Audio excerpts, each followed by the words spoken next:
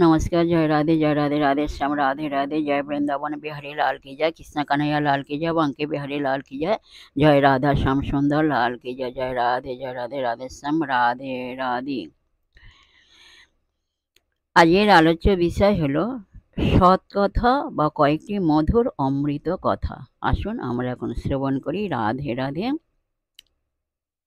1 নম্বর, পুজোতে একবার মন বসে গেলেই খুব ভালো হয়। পুজো তাঁর জিনিস, তাঁকেই দেয়া।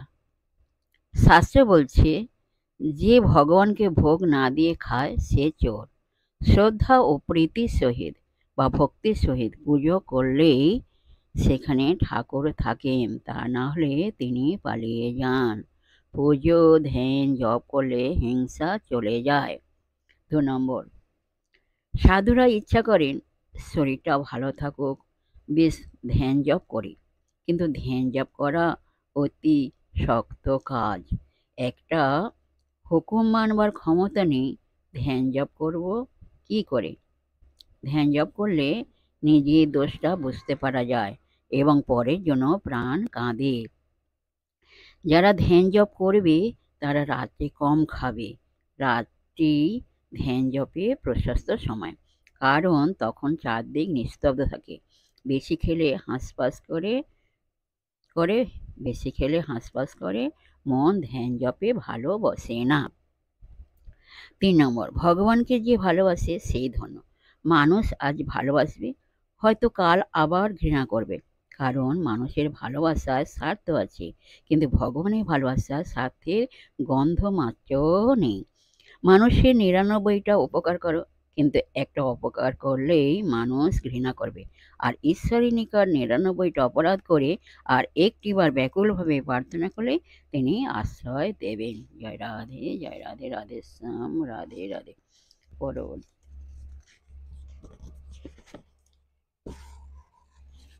4 নম্বর, পুজো কি জানেন? তাকে কি দেব, সবই তো তাঁর।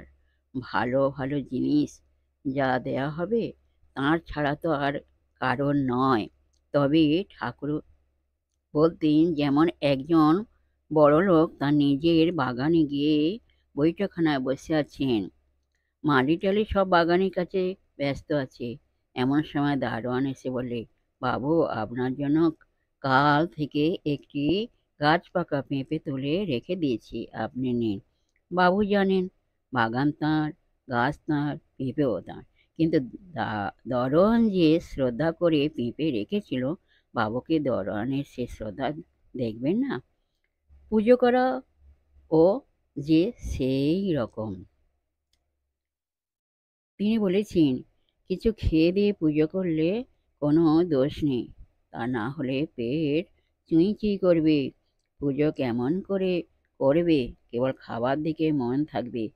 কিছু খেয়ে তারপর পুজোয় বসলে মনটা স্থির হয়। বাইরে ভক্তি, ভিতরে কপটতা, এ ভারী খারাপ। ওখান থেকে ভগবান অনেক দূরে। এরা একটা না একটা স্বার্থ নিয়ে ভক্তি করে, তাই এদের কিছু উন্নতি হয় না। এজন্য তিনি বলতেন, মন মুখ এক করে ভক্তি করতে হয়। লোক দেখানো ভক্তিতে কিছু ফল হয় না, ওসব পাটোয়ারি বুদ্ধি। ওখান থেকে ভগবান অনেক দূরে। লোক দেখানো ভক্তি বেশি দিন থাকে না, সময় মতো স্বরূপ বেরিয়ে পড়ে। তাই যা করবে ঠিক ঠিক প্রীতি ও শ্রদ্ধার সহিত করবে, ভক্তির সহিত করবে। যে অমনি করে সেই ঠিক ঠিক ভক্ত।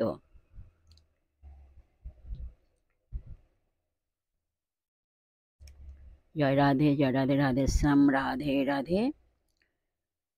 সংসারই বলো আর ধর্মই বলো, শ্রদ্ধা ও প্রীতি বা ভক্তি না হলে কিছুই হয় না। উপরোধে কি কোনো কাজ হয়? প্রীতি থাকলে আর ভক্তি থাকলে আর ছাড়তে ইচ্ছা হয় না, ক্রমশ ভগবানে মন বসে যায়। ভক্তি হলো প্রধান। আমি আছি আর আমার ইষ্ট আছে, এ জগতে আর কেউ নেই, এ ভাব হলে চিত্তশুদ্ধি হবে, একেই বলে ধ্যান।